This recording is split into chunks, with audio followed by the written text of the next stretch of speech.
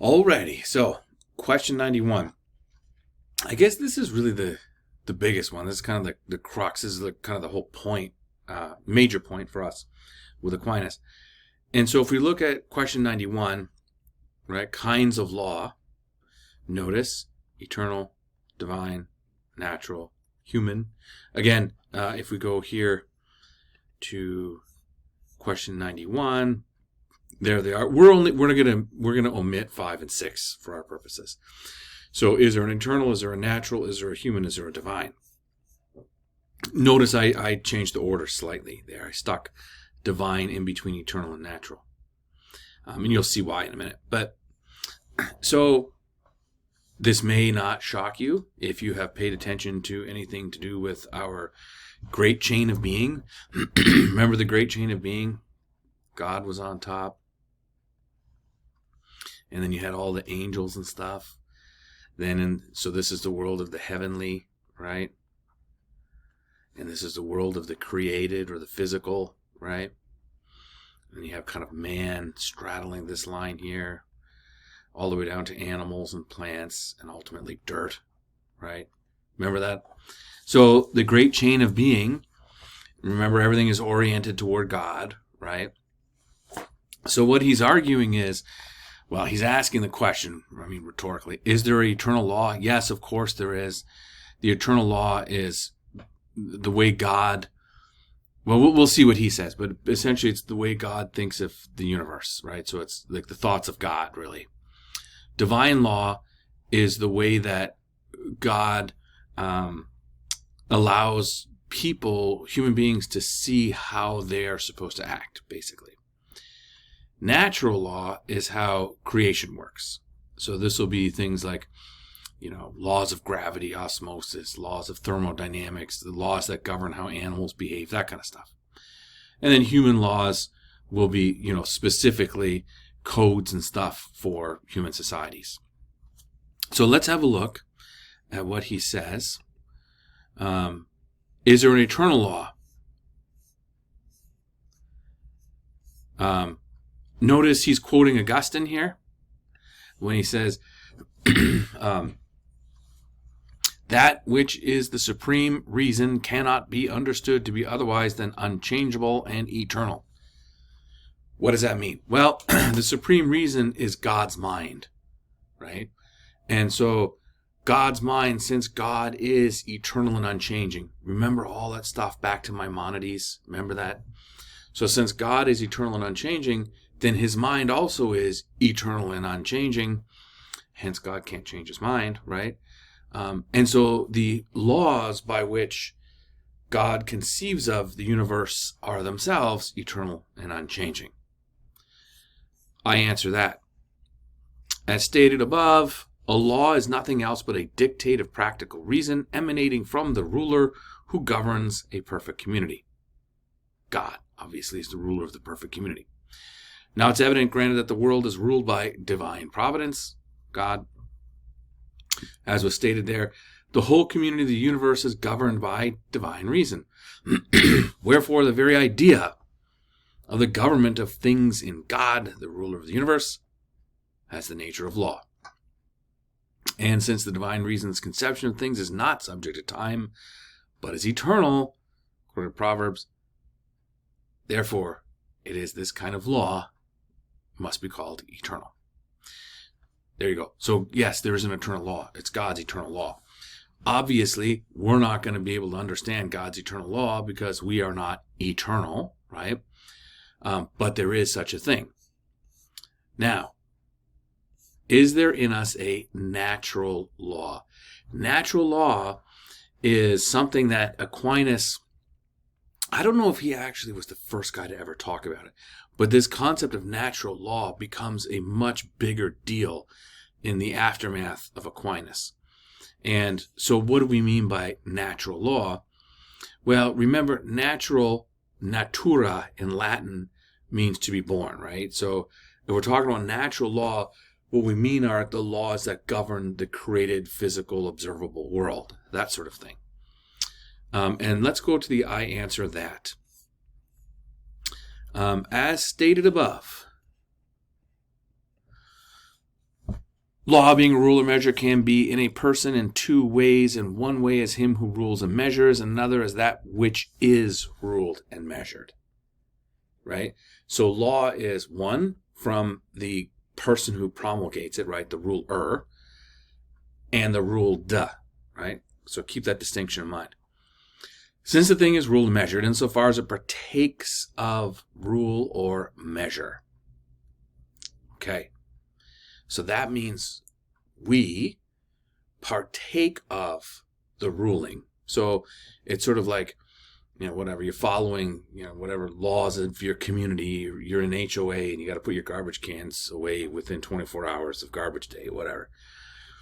And so you partake of those laws as the subject, right? So that's how but you got to know them though, too. This is where he's going.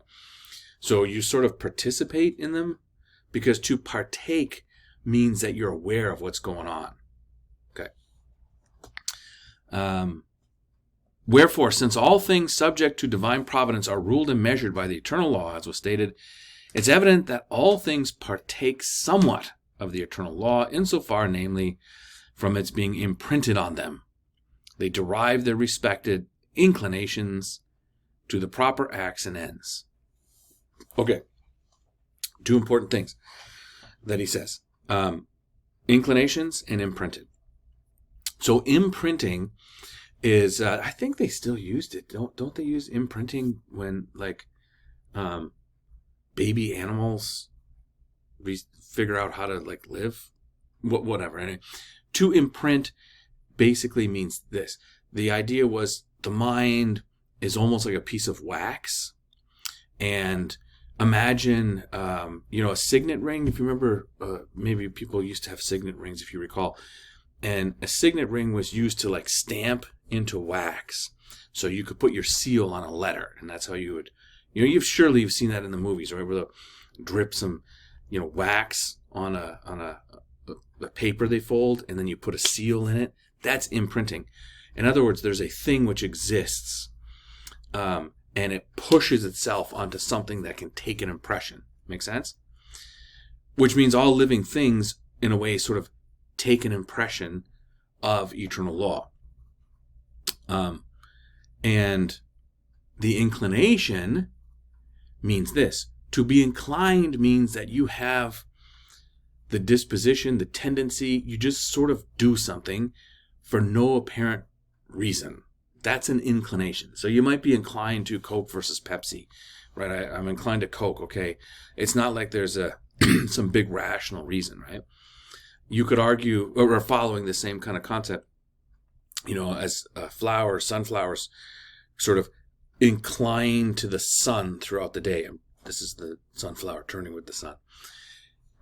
So, in other words, it's a behavior that is not necessarily obviously caused. Okay? Good enough.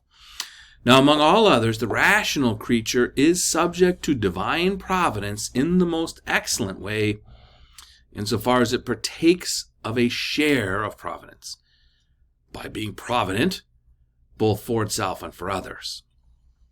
So, rational creature, that's us. We are subject to divine providence more so than other animals, because we see the providence going on. In other words, we're aware, right? So, a dog doesn't know its inclinations, doesn't understand its inclinations, doesn't have reason. The dog also doesn't understand law, right? The dog is subject to the law. The dog has inclinations which are given it by the eternal law, but the dog doesn't know that it is so imprinted or inclined. It has no idea about law. It functions without knowledge of why and how it functions. If that makes sense. Wherefore it has, we just read that. Hence the psalmist, no, we didn't read that.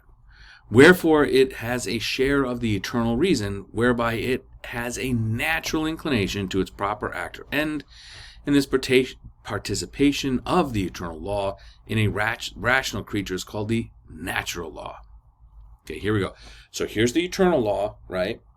And that's God's whole, understanding of how everything works. Come down a notch to human reason, and it's like we sort of have an understanding of laws, sort of, kind of, not 100%. but we understand how things work. How the things work is what we call natural law. So it's almost like you pull or specify or lower eternal law to the world of creation, and that's natural law. Hence the psalmist says, offer up the sacrifice of justice, as though someone asked what the works of justice are, adds, many say, who saith us good things? In answer to which question he says, the light of thy countenance, O Lord, is signed upon us.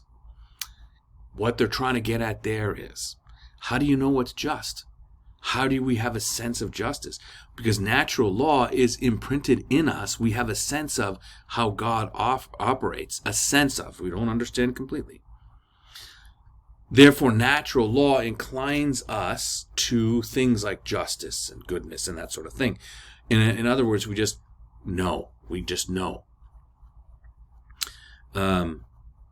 Whereby we discern what is good and what is evil, which is the function of the natural law, is nothing else than an imprint on us of the divine light. It's therefore evident that natural law is nothing else than the rational creature's participation in the eternal law, right? So God's light shines on us all, right? But because we have natural law, it's like we participate in the natural law. We don't fully understand it, but we are inclined to things by natural law. So reason in man, or in humankind, inclines us to know the difference between right and wrong, good and bad, just and unjust, that sort of thing. Okay, let's move on. Is there a human law? Yeah, of course there's a human law. But we'll see eternal law, right? Sort of is the highest one, and it emanates down into natural law. And natural law ultimately emanates down into and specifies into human laws. As stated above, a law is a dictate of practical reason. Notice how he said that like 17 times, right? Now it is to be observed that the same procedure takes place in the practical and in the speculative reason. For each proceeds from principles to conclusions, as stated above. When he's talking about practical versus speculative, this is all he means. You have reason. You can use your reason to bebop around in life and, get stuff, get a job, get food, whatever. That's practical. Speculative is when you're like, what is God? What is the nature of being? In other words, when you're in a world of abstract theorizing.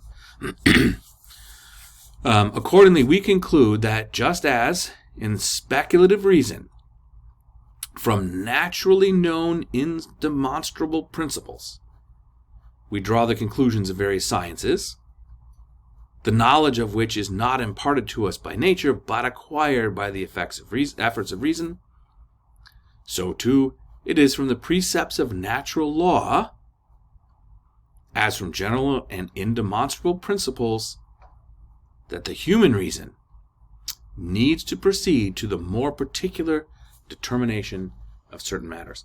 Here's what he's after.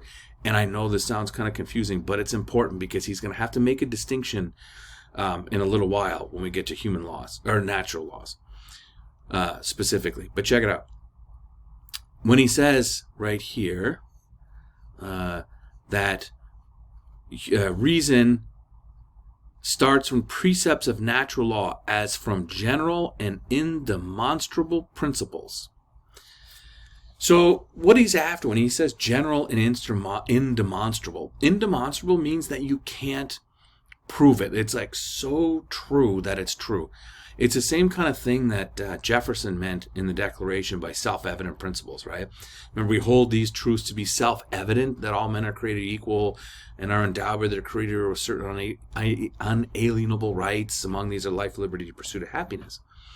So self-evident is something like 2 and 2 equals 4. I mean, you don't really teach that. You can teach somebody the language, right? You can teach them what the word 2 signifies. But like, you have to have reason to understand that 2 things and 2 things is 4 things. I mean, you can't prove it. It is. It's indemonstrable. There's no demonstration of it. It just is true. So the way that we understand things, right? Science is there are certain indemonstrable truths that we then use to apply downwards to more specific things, right? So take something like the Pythagorean theorem, right? The square of the hypotenuse is equal to the sum of the squares of the other two sides. It's like it's an indemonstrable truth. But once you have that formula, then you can apply it downwards to specific situations, right? Okay, these particular determinations devised by human reason are called human laws, provided the other essential conditions of law be observed, blah, blah, blah. Whereas Tully, when he's saying Tully, he's referring to Cicero, another ancient Roman guy. He was actually a senator, interesting cat. Wherefore Tully says in his Rhetoric that justice has its source in nature. Thence certain things come into custom by reason of their utility. Afterwards these things which emanated from nature and were approved by custom were sanctioned by fear and reverence for the law. Here's what he's saying. So our human laws, so take any body of human law, is an application of natural law. So natural law is the way the world works. It's the way God set the world to be.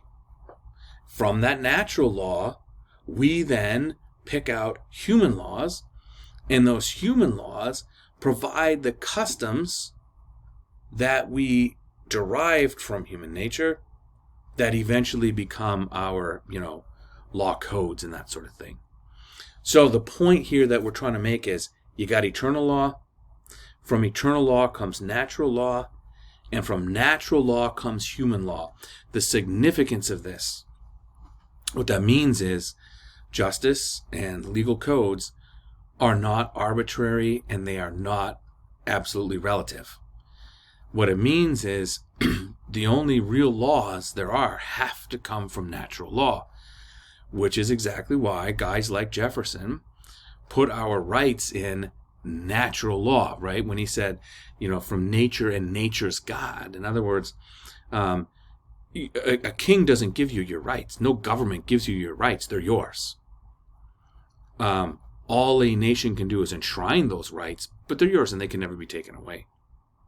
So that's what he means when we're talking about human law, but the human law has to jive with something higher, and that, of course, is natural law. Now, this idea of divine law, here, I just kind of went fast, whether there's any need for divine law.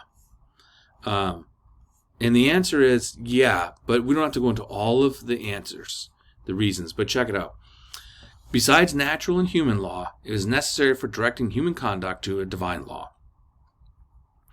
And this is for 4 reasons. Because it is by law that man is directed how to perform his proper acts in view of his end. And indeed, if man were ordained to no other end than that which is proportionate to his natural faculty, there would be no need for man to have any further direction of the part of his reason besides natural law and human law. All he's saying is this. So, if we were like any other animal, subject only to natural law and only to our practical ends, in other words, get a house, find a mate, eat, raise a family. That's it, nothing more. If that were the case, then we would be squared away. Human law would be good enough. The last sentence is the kicker here. But since man is ordained to an end in eternal happiness, which is inappropriate to man's natural faculty, therefore was necessary that besides natural and human law, man should be directed to a law given by God. So divine law ultimately is revelation. And the deal is, it's like because we aren't animals, and so, even going back if you to Aristotle and those guys who held that the ultimate end of man's happiness was in the polis, right, in the political, earthly kind of thing. But remember, Aquinas and Christianity add the afterlife, add the world of heaven, the city of God, right? Therefore, human law is about human societies, and human beings understand natural law, but we have to go one step further because our ultimate end is not just the political, right? Our ultimate end is heaven, right? The city of God. Therefore, divine law is the revelation by which we are able to understand our eternal end, because we are finite. God is not. Therefore, we need help to see how to get to the eternal, city of God, right? So that's where divine law comes in. So human beings need divine law. And think of like 10 Commandments as probably the best and most ubiquitous example. There is, divine law right there in 10 laws. So that's the shtick. So at the end of the day, with all of this law stuff, right, we come back to our little picture. We've got all these different laws, right? Let's choose one more color, shall we? We've got the eternal law, unchanging laws of God. In other words, this is how God creates and sustains the universe. Then we've got divine law. And now you'll see why I stuck it in between eternal and natural. I changed the order that Aquinas gave.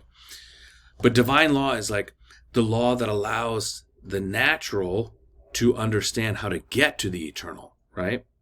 So that's the divine laws, the rules of God for specifically human beings. Well, he does say rational creature, not human beings. So the door is still open for other rational creatures, which would be akin to human. Then there's natural law, which is, think of laws of science, right? How the physical world is governed.